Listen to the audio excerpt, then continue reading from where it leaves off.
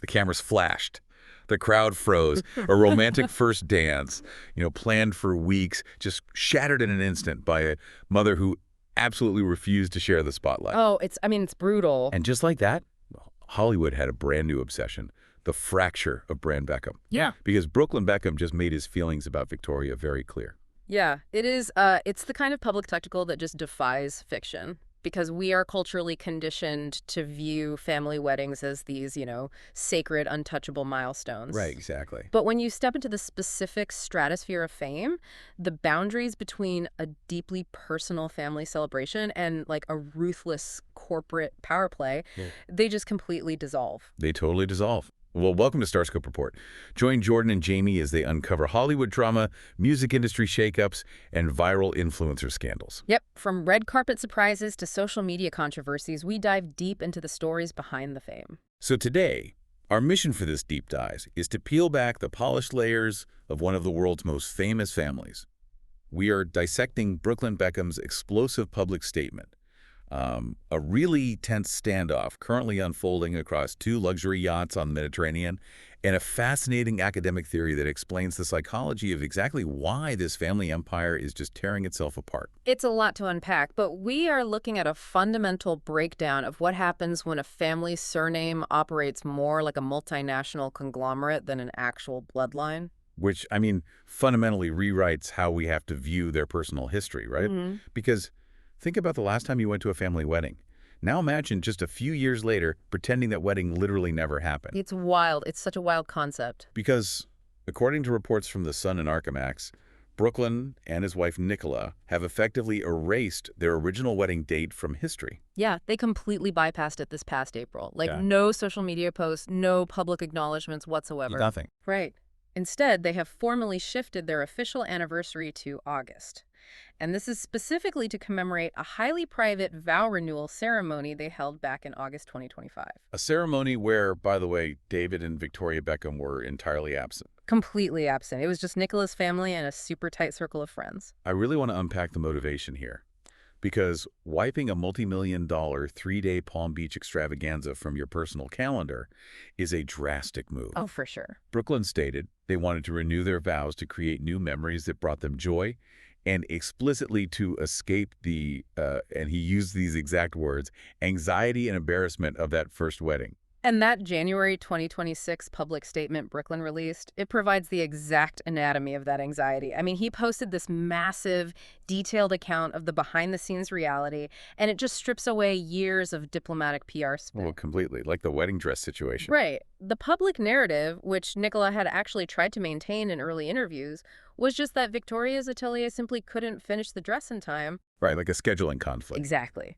But Brooklyn's statement just obliterates that. He claims Victoria backed out at the 11th hour, leaving her future daughter-in-law to urgently scramble for a replacement dress on the eve of literally the biggest, most highly photographed event of her life. Yeah, that doesn't sound like a scheduling conflict. That sounds like a pure demonstration of power. But it gets so much more personal than that. During the planning, Brooklyn says Victoria actually called him evil. Wow. And the crime. Brooklyn and Nicola wanted his nanny Sandra and Nicola's nanny to sit at their VIP table because both women were attending without their husbands. Let's analyze the friction there, because Brooklyn is attempting to prioritize genuine familial affection, right? He wants his grandmother and his childhood nanny close by during this major life transition. Yeah, which is completely normal. It is. So the hostile response he receives suggests that his desire for emotional comfort was, clashing with a predetermined aesthetic or some hierarchical seating plan that was designed strictly for the cameras. And that visual hierarchy totally culminated in the first dance. Picture this. You have 500 guests, flash bulbs everywhere. Mark Anthony, an absolute music legend, is at the microphone. Right. He calls Brooklyn to the stage for a deeply anticipated romantic first dance with his new wife, a song they had chosen weeks in advance. But when Brooklyn gets to the floor, Nicola isn't there. Victoria is waiting. Yeah, and Brooklyn's account states she proceeded to dance very inappropriately on him in front of the entire room. Oh my God. He described feeling just profoundly uncomfortable and humiliated. Help me understand the psychology here. A mother hijacking a first dance at a highly publicized event. It's so deeply uncomfortable to even visualize. It really is. And to add to that emotional toll, Brooklyn revealed that the night before the wedding, family members explicitly told him Nicola was not blood and not family. Well, the motivation becomes clearer when you look at the financial pressures surrounding the event. Because Brooklyn disclosed that in the weeks leading up to the big day, his parents repeatedly pressured him to sign away the rights to his name. Why, really? Yeah. They essentially attempted to bribe him. And he held out, which he claims affected a massive payday. And he says they've never treated him the same since. So I have to ask, could we look at this not as a mother-son dispute, but as a hostile corporate takeover disguised as a wedding? Oh, that's an interesting way to look at it. Right, because in that framing, Victoria wasn't losing a son to marriage. She was losing a subsidiary to a rival firm, the Peltz family. Your corporate analogy actually perfectly maps onto the behavior. I mean, the timing is the absolute giveaway. Yeah. Pressuring someone to sign over naming rights just weeks before a marriage is a classic move to lock down a valuable asset before it merges with an external entity. Exactly. When the family called Nicola not blood, they weren't simply being cruel, They were identifying an external threat to the internal brand equity. Well, if you think hijacking a first dance to protect brand equity is wild, wait until you hear how a 14-year-old sister was used as a PR pawn on the streets of New York. We'll get into that right after this. And hey, if you're loving these Hollywood twists, make sure you subscribed because we've got even crazier stories ahead in this deep dive. So the way those lines blur between a loving family and, like, a crisis PR firm is where this story takes an even darker turn. Let's follow that thread because Brooklyn made a very heavy claim in that same statement. He said that brand Beckham always comes first, and that family love is entirely conditional. Yeah, it's dictated by performative social media posts and fulfilling obligations for photo ops. Right, and he provided a really stark example to back that up. Brooklyn noted that he and Nicola spent years showing up to every single Beckham fashion show, every press activity, essentially fulfilling their contractual duties as brand ambassadors. But when Nicola asked for Victoria's support for a personal cause, efforts to save displaced dogs during the LA fires, Victoria completely refused to amplify or support it. It's a one-way street of loyalty. You support the dynasty, but the dynasty doesn't support your individual passions.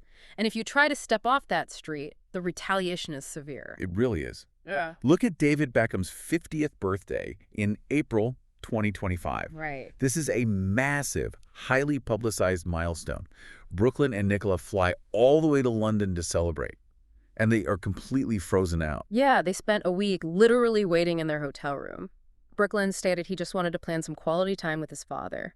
But David refused all private attempts, insisting the only way they could see each other was at the massive 100-guest birthday party with cameras everywhere. That is so intense. And when David finally did offer a private meeting, it came with a non-negotiable condition. Nicola was banned. Brooklyn called it a slap in the face, and honestly, it's really hard to disagree with that. Later, when the family traveled to LA, they refused to see him at all. So Brooklyn fights fire with fire. He goes legal. He sends a letter demanding his parents only contact him through his lawyer.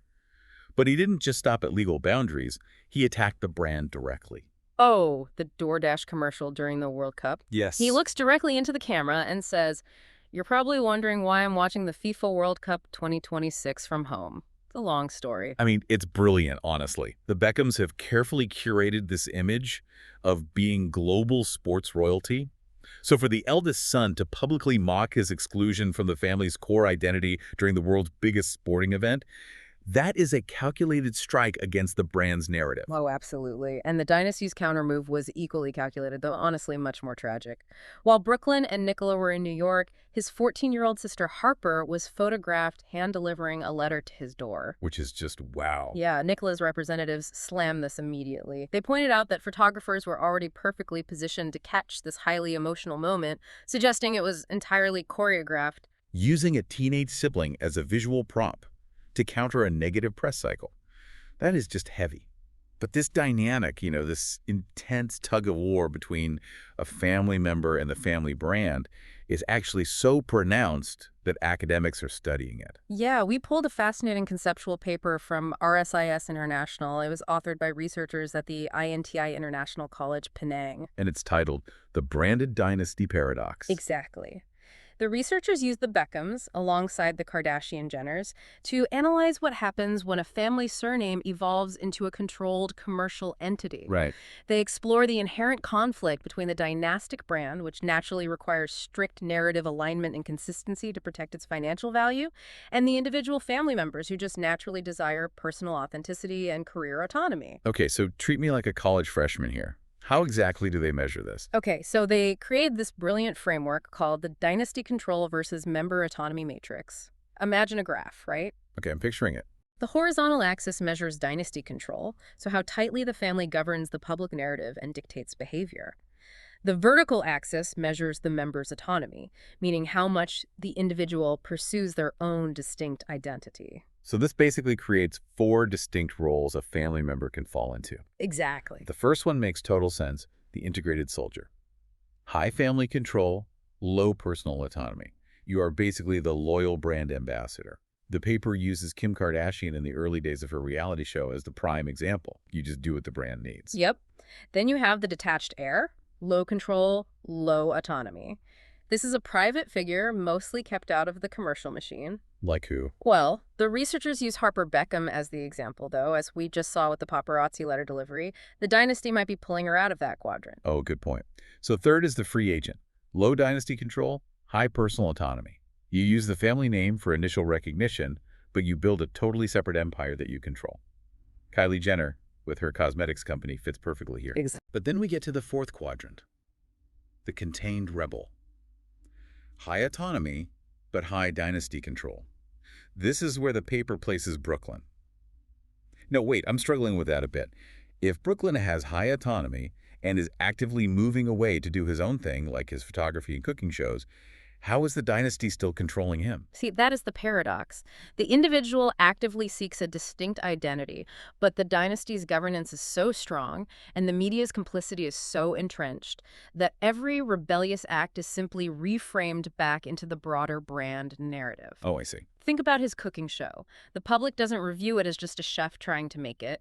The media reviews it specifically through the lens of David and Victoria's son tries to cook. He really cannot escape the anchor of the brand. The paper mentions something called intangible capital. It's like being born into a family where your very surname is a shared corporate asset, almost like a franchise restaurant. Even the researchers note that his choice to take his wife's name and become Peltz Beckham is a direct public negotiation between his autonomous marriage and his inherited dynastic capital. And when viewed through this academic lens, you really start to feel a profound sympathy for Brooklyn's lived experience. I mean, he has spoken openly about growing up with overwhelming anxiety. Yeah. And he says that for the first time in his life, since formally stepping away and setting those legal boundaries, that anxiety has finally vanished. He wakes up grateful. He has found peace. Yet his pursuit of mental peace is viewed by the dynasty as an attack on the company. David's camp reportedly called Brooklyn's second wedding cruel and spiteful. It's a tragic miscommunication, really. One side is talking about human emotions, and the other side is talking about brand damage. And the tension is already at a boiling point, but later in the deep dive, we'll talk about a secret mission on the French Riviera that pushed David Beckham to his absolute limit. It proves that even when a contained rebel tries to escape, the gravitational pull of the dynasty is relentless. The sheer physical proximity of this next chapter is what makes it so cinematic. We are jumping right into current events. August 2026. The French Riviera. Let's set the geographical stage because it's wild. It is. So Brooklyn and Nicola are celebrating their newly chosen anniversary. They are aboard Sir Elton John's luxury yacht anchored off the coast of Nice. Sounds lovely. Right. If you look at their Instagrams, it is idyllic. Brooklyn is posting these loving tributes, calling Nicola his absolute princess, promising to protect her forever. Nicola's calling him the most amazing husband. It is a picture of total, unbothered tranquility. But the irony here is just staggering, because just 75 miles away, anchored near St. Tropez, are David and Victoria Beckham on their own yacht. 75 miles. I mean, in the world of Mediterranean yachting, they are practically sharing a driveway. Basically. But the emotional distance is an absolute chasm. According to a report from Closer magazine, Victoria realizes this proximity and decides she's going to launch a covert peace mission. Yeah, her plan, allegedly, relies on using their mutual connection to Sir Elton John. Since Elton is hosting Brooklyn, Victoria wants to broker a back-channel meeting. She essentially wants Elton to talk some sense into her son. But David finds out about the plot, and he just erupts. The reports say David told Victoria to, quote, stop meddling and stirring the pot. Wow. He is completely against it, emphasizing that they are supposed to be unwinding on holiday, not orchestrating covert ops. And the insider quotes describe the resulting atmosphere on the parents' yacht as being filled with suffocating tension and silence. Imagine that. Imagine being trapped on a boat, however luxurious, with that kind of conflict. Victoria absolutely refuses to back down, insisting her meddling is just an attempt to protect her son and fix her fractured family. David, meanwhile, is at his wit's end, terrified that dragging Elton John into the mess will only detonate the situation further. So I want to pose a question to you, because this is where the psychology of this entire saga knots together. Is Victoria's refusal to give up an act of desperate maternal love? Or is it a CEO desperately trying to pull a rogue asset back into the company portfolio? That is the tragedy of the branded dynasty. It might be impossible for Victoria to separate those two concepts anymore.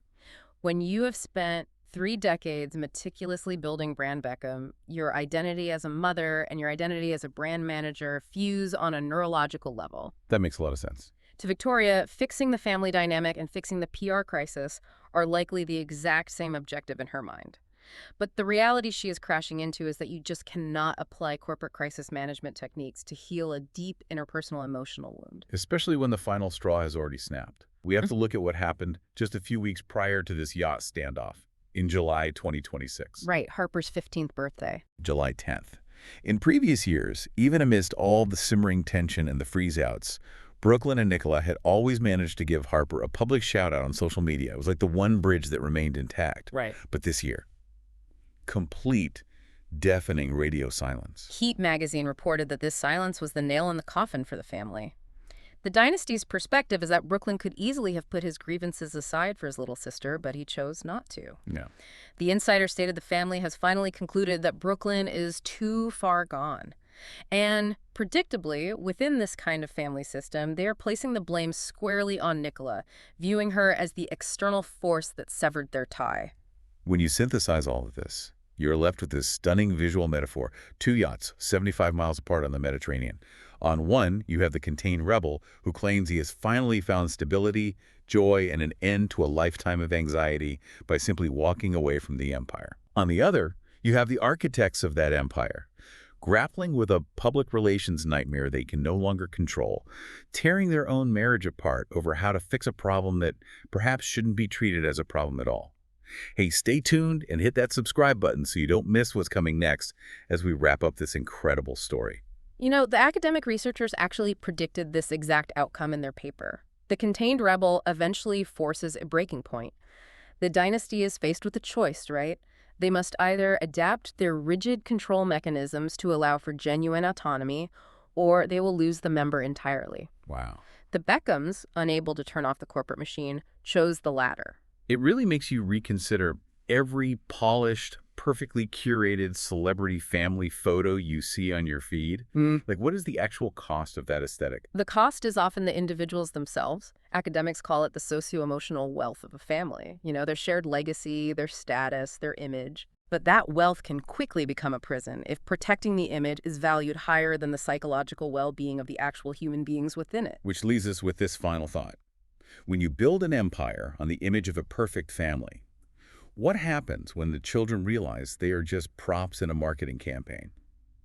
Can a family ever truly reconcile when their very name is a commodity?